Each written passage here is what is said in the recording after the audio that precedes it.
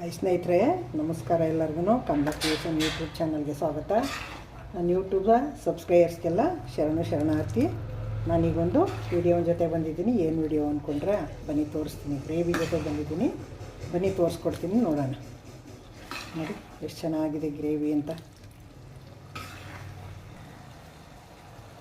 ನೋಡಿ ಸ್ನೇಹಿತರೆ, ಗ್ರೇವಿ ಮಾಡೋದು ತೋರಿಸ್ತೀನಿ ಬನ್ನಿ. ಗ್ರೇವಿ ಮಾಡೋಕ್ಕೆ ಏನು ಸಾಮಾನು ಬೇಕು, ಮಾಡೋ ವಿಧಾನ ಹೆಂಗೆ ತೋರಿಸ್ಕೊಡ್ತೀನಿ ಬನ್ನಿ ಅಂದಲ್ಲ.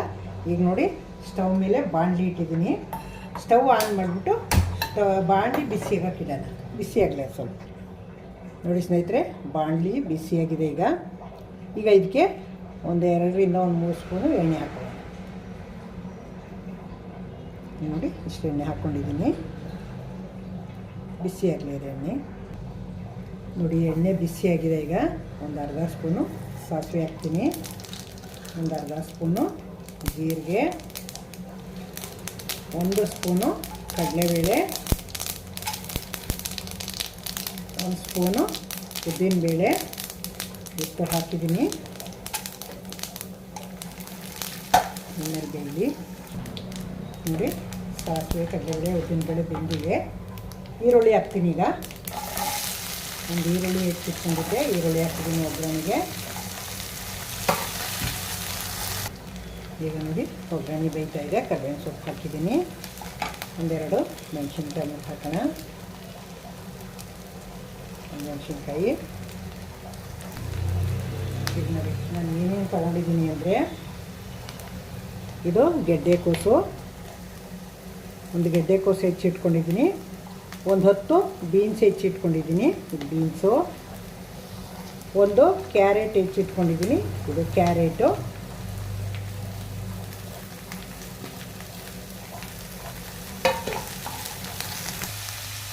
ನೋಡಿ ಇದು ಹಲಸಿನ ಬೀಜ.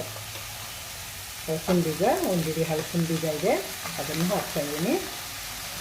ಹಲಸಿನ ಬೀಜ ತುಂಬ ಒಳ್ಳೆಯದು. ಅದರಲ್ಲಿ ಕ್ಯಾಲ್ಸಿಯಂ ಇರುತ್ತೆ, ತಿನ್ನಬೇಕು ಇದನ್ನು. ಹಲಸಿನ ಕಾಲದಲ್ಲಿ ಹಲಸಿನ ತಿಂದ್ಬಿಟ್ಟು ಕಾಯಿ ಬಿಸಾಕೋದಲ್ಲ ಬೀಜನ, ಅದನ್ನು ತಿನ್ನಬೇಕು. ನೋಡಿ ಈಗ ಸ್ವಲ್ಪ ಬೆಂದಿದೆ. ಟೊಮೊಟೊ ಹಾಕ್ತೀನಿ. ಈಗ ಒಂದು ಟೊಮೊಟೊ ಹೆಚ್ಚಿಟ್ಕೊಂಡಿದ್ದೀನಿ.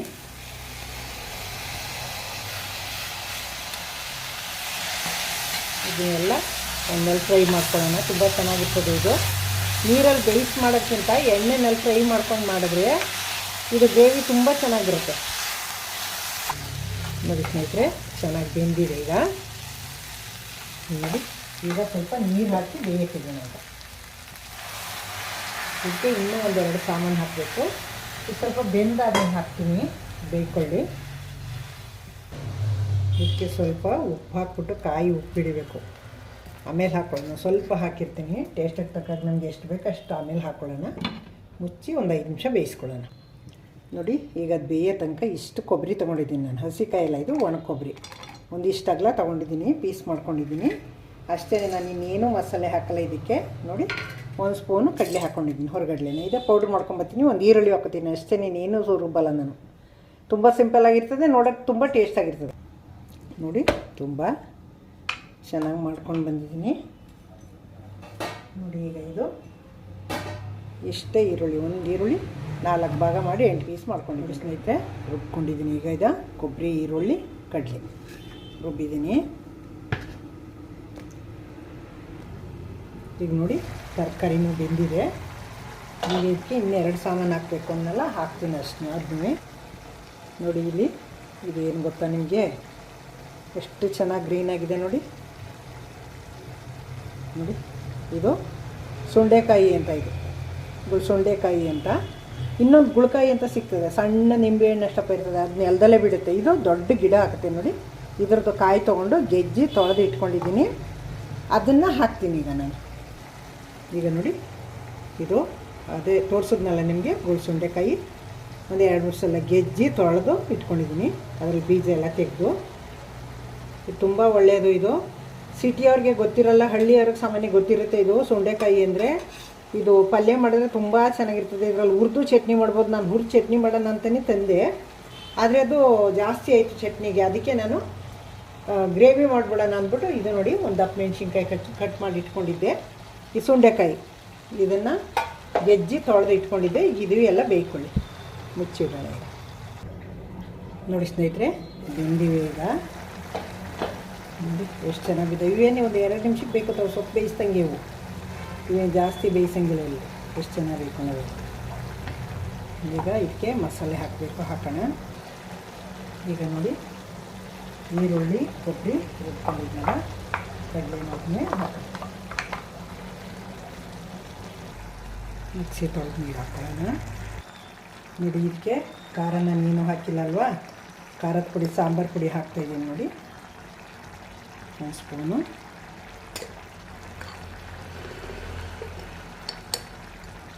ಎರಡು ಸ್ಪೂನು ಖಾರದ ಪುಡಿ ಹಾಕಿದ್ದೀನಿ. ಇದರಲ್ಲಿ ಎಲ್ಲ ಮಸಾಲೆ ಇದೆ. ಅದಕ್ಕೆ ನಾನು ಈ ಸಲ ಏನು ಹಾಕಿಲ್ಲ. ಧನಿಯಾ ಪನಿಯಾ ಎಂಥದ್ದು ಹಾಕಿಲ್ಲ. ಕಡಲೆಬೇಳೆ ಉದ್ದಿನಬೇಳೆ ಏನು ಹಾಕಿಲ್ಲ. ಎಲ್ಲ ಇದರಲ್ಲೇ ಹಾಕಿ ಆಗಿದೆ ಅಲ್ವಾ. ಹಾಗಾಗಿ ಒಂದು 2 ಸ್ಪೂನಷ್ಟು ಹುಳಿ ಹಾಕ್ತಾಯಿದ್ದೀನಿ. ಒಂದು ಟೊಮೊಟೊ ಹಾಕಿದ್ದೀನಿ. ಒಂದು 2 ಸ್ಪೂನಷ್ಟು ಹುಳಿ ಹಾಕಿದ್ದೀನಿ. ಈಗ ನೋಡ್ಕೊಂಡು ಟೇಸ್ಟಿಗೆ ತಕ್ಕ ಉಪ್ಪು ಹಾಕೋಣ. ಉಪ್ಪು ಹಾಕಿದ್ದೀನಿ. ನಾನು ಚೂರು ಹಾಕ್ತೀನಿ, ಏಕೆಂದರೆ ಜಾಸ್ತಿ ಉಪ್ಪು ಆದರೆ ಸರಿ ಹೋಗಲ್ಲ ಅದು. ಹಂಗಾಗಿ ಸಾಕು. ಇದು ನೋಡಿ ಎಷ್ಟು ಗಟ್ಟಿ ಬಂದಿದೆ. ನಾನು ಏನು ಹಾಕಿಲ್ಲ. ಸಾಂಬಾರು ಪುಡಿ ಎಷ್ಟೇ ಹಾಕಿದ್ದು. ಚೂರು ಕೊಬ್ಬರಿ ಈರುಳ್ಳಿ ರುಬ್ಬ ಹಾಕಿದ್ದೀನಿ. ನೋಡಿ ಎಷ್ಟು ಚೆನ್ನಾಗಿ ಬಂದಿದೆ. ನೋಡಿ ಸ್ನೇಹಿತರೆ, ರೆಡಿಯಾಗಿದೆ. ಈಗ ತೆಗೆದು ಇಟ್ಬಿಟ್ಟು ಈಗ ಒಂದು ಬೆಳ್ಳುಳ್ಳಿ ಒಗ್ಗರಣೆ ಹಾಕ್ಬಿಡೋಣ. ಇದಕ್ಕೆ ಎಣ್ಣೆ ಬಿಸಿಯಾಗಿದೆ. ಬೆಳ್ಳುಳ್ಳಿ ಹಾಕೋಣ ಈಗ. ಸಣ್ಣೂರಿಗೆ ಬೇಯ್ಕೊಳ್ಳಿ. ನೋಡಿ ಸ್ನೇಹಿತರೆ, ಬೆಂದಾಗಿದೆ. ಈಗ ತೆಗೆದು ಹಾಕೋಣ ಒಗ್ಗರಣೆಯ. ನೋಡಿ ಬೆಳ್ಳುಳ್ಳಿ ಒಗ್ಗರಣೆ ಹಾಕಾಯಿತು.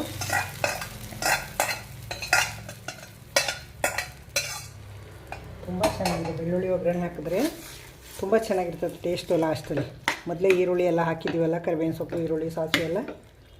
ಈಗ ಬೆಳ್ಳುಳ್ಳಿ ಒಗ್ಗರಣೆ ಕೊಡಬೇಕು. ಈಗ ನೋಡಿ ಸ್ನೇಹಿತರೆ, ರೆಡಿಯಾಗಿದೆ ಗ್ರೇವಿ. ಸರ್ವ್ ಮಾಡ್ತೀನಿ ಈಗ.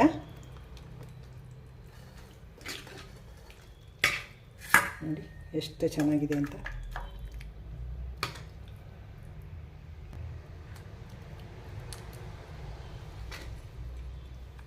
ನೋಡಿ ಗಟ್ಟಿ, ನೋಡಿ ಎಷ್ಟು ಗಟ್ಟಿ ಬಂದಿದೆ ಅಂತ. ನಾನು ಏನೂ ರುಬ್ಬಾಕಿಲ್ಲ. ನೋಡಿ ಎಷ್ಟು ಚೆನ್ನಾಗಿ ಬಂದಿದೆ ಅಂತ. ನೋಡಿ ಸ್ನೇಹಿತರೆ, ನೋಡಿದ್ರಿ ಅಲ್ವಾ ಗ್ರೇವಿ ಹೆಂಗೆ ಮಾಡ್ಬೋದು ಅಂತ. ನಾನು ಚಟ್ನಿ ಜಾಸ್ತಿ ಆಯ್ತದೆ ಅಂದ್ಬಿಟ್ಟು ಹಿಂಗೆ ಈ ಥರ ತರಕಾರಿ ಎಲ್ಲ ಹಾಕಿ ಮಾಡಿದ್ದೀನಿ. ಅದು ಇಲ್ಲದೆ ಸುಂಡೆಕಾಯಿಂದು ಚಟ್ನಿ ಮಾಡ್ತಿದ್ದೆ ನಾನು. ನೆಕ್ಸ್ಟ್ ಇನ್ನೊಂದು ಸಲ ಸುಂಡೆಕಾಯಿ ಚಟ್ನಿ ಮಾಡೋದು ತೋರಿಸ್ಕೊಡ್ತೀನಿ. ನೋಡಿದ್ರಿ ಅಲ್ವಾ, ಇಷ್ಟೊತ್ತು ಗಂಟೆ ವೀಡಿಯೋ ನೋಡಿದ್ದಕ್ಕೆ ತುಂಬ ಧನ್ಯವಾದಗಳು ನಿಮಗೆ. ಈ ಹೊಸಬರು ನೋಡ್ತಿದ್ರೆ ದಯವಿಟ್ಟು ನನ್ನ ಚಾನಲ್ಗೆ ಸಬ್ಸ್ಕ್ರೈಬ್ ಆಗಿ ನೋಡಿ. ಹಳಬರಿಗೆ ಈ ವಿಡಿಯೋ ಇಷ್ಟ ಆಗಿದ್ರೆ ಲೈಕ್ ಮಾಡಿ, ಶೇರ್ ಮಾಡಿ, ಕಮೆಂಟ್ ಮಾಡಿ, ಸಬ್ಸ್ಕ್ರೈಬ್ ಆಗೋದು ಮರಿಬೇಡಿ. ನೆಕ್ಸ್ಟ್ ಇನ್ನೊಂದು ಸೂಪರ್ ವಿಡಿಯೋ ತೊಗೊಂಬತ್ತೀನಿ. ಇದು ಏನೇನಕ್ಕೆ ಸೂಟಬಲ್ಲು ಅಂತಂದರೆ ಚಪಾತಿಗೆ, ರೊಟ್ಟಿಗೆ, ದೋಸೆಗೆ, ಇಡ್ಲಿಗೆ, ಎಲ್ಲಕ್ಕೂ, ಪೂರಿಗೆ, ಇಷ್ಟಕ್ಕೂ ಇದು ಚೆನ್ನಾಗಿ ಇರ್ತದೆ. ಇದು ತಿಂದರೆ ಘಮ ಘಮ ಅಂತ ಇದೆ ನೋಡಿ. ಅದು ನಾನು ಏನು ಶುಂಠಿ ಗಿಂಟಿ ಚಕ್ಕೆ ಲವಂಗ ಏನೂ ಹಾಕಿಲ್ಲ, ಆದರೂ ಎಷ್ಟು ಘಮ ಘಮ ಅಂತ ಇದೆ ಅಂದರೆ ಅಷ್ಟು ಟೇಸ್ಟಾಗಿದೆ, ಅಷ್ಟು ಘಮ ಘಮ ಅಂತ ಇದೆ. ನೀವು ಮಾಡಿಬಿಟ್ಟು ನನಗೆ ಕಮೆಂಟ್ ಹಾಕಿ ಹೆಂಗೆ ಬಂತು ಅಂತ. ನೀವು ಹೆಂಗೆ ಮಾಡ್ತೀರಾ ಅದನ್ನು ಹಾಕಿ ನಾನು ನೋಡ್ಕೊಂಡು ಕಲ್ತ್ಕೊತೀನಿ ನಾನುವೇ. Thank you. ಇನ್ನೊಂದು ಸೂಪರ್ ವಿಡಿಯೋ ತೊಗೊಂಬರ್ತೀನಿ.